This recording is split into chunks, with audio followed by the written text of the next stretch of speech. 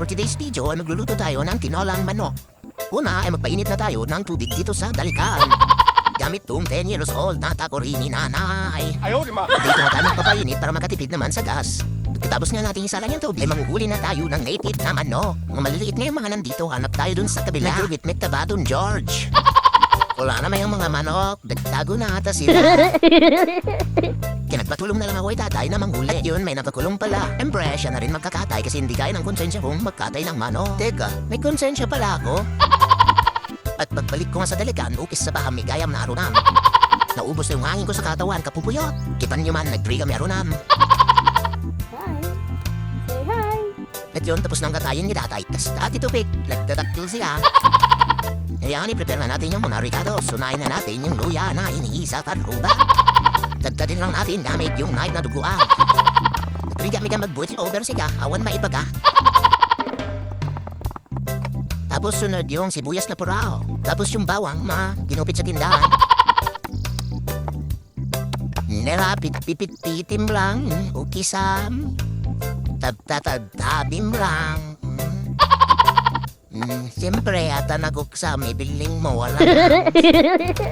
Katapos, mapainit na tayo ng kawali, lagyan ng mantika, lagay yung luya, tsaka yung sibuyas at bawang, pinagsabay ko na kasi hindi ko alam kung ano ang mauuna, yung bawang ba o yung sibuyas ba.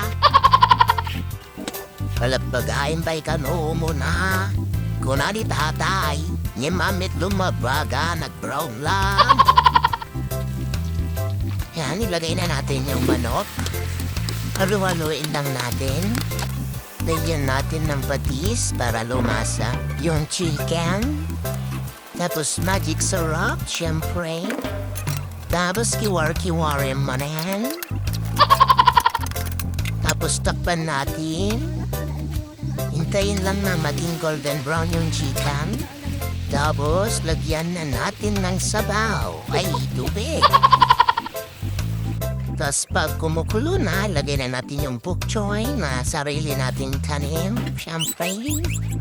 Magkado siya. Yeah, ilim-milimis lang natin sa sabaw para maluto. Yan, iduron-duron mo lang teplo. Sama sibug-sibugan di sabaw. Ano, maluto.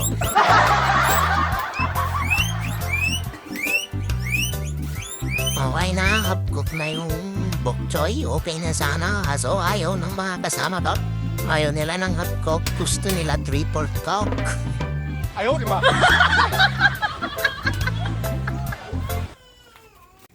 Sa wakas, naluto na. Okay na yan, mga anay.